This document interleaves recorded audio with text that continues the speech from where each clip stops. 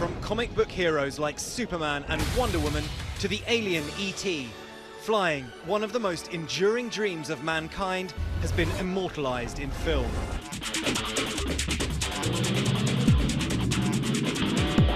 But for one British man, those dreams have become a reality. Meet the real-life Iron Man, UK inventor Richard Browning. This former Royal Marine is the inventor of the gravity suit. Powered by 6 jet engines with over 1,000 horsepower, Browning has taken the dream to fly to new heights. Literally, he's broken the Guinness World Record for fastest flight in a jet suit, with speeds topping at 32 miles per hour. One day you woke up and thought, this is boring, I want to make a jetpack. Not exactly in that way. No, so I suppose throughout my life, especially as a kid, I used to enjoy making things, taking things apart, working with my father in his workshop.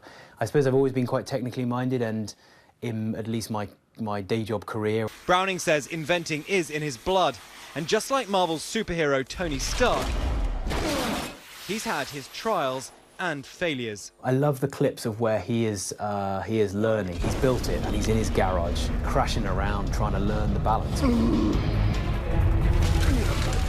You know, 90% of things we tried didn't work, and when they didn't work, often that meant I would then fall over. Only a few feet off, you know, off the ground or whatever, but learning from failure has been the fuel that's driven our journey.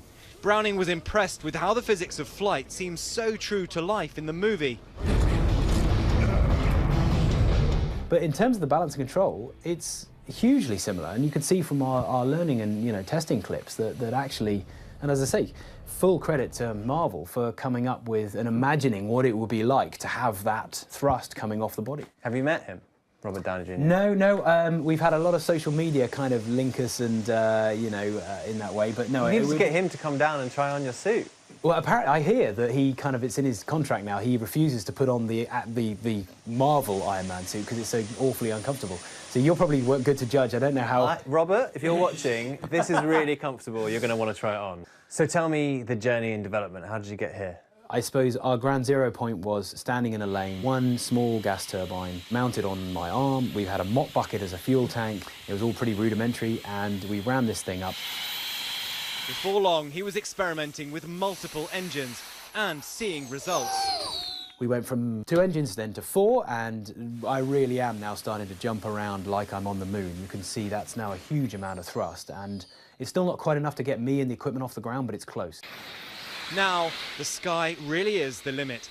As high as a plane needs to go. Oh, as high as you like. I mean, I suppose after a while you'll become limited by the temperature the human body is going to be comfortable You'll pass at. out, but it'll keep going. Oh, completely, yeah. Brilliant. Absolutely. Well, don't go too high. No, we won't do that.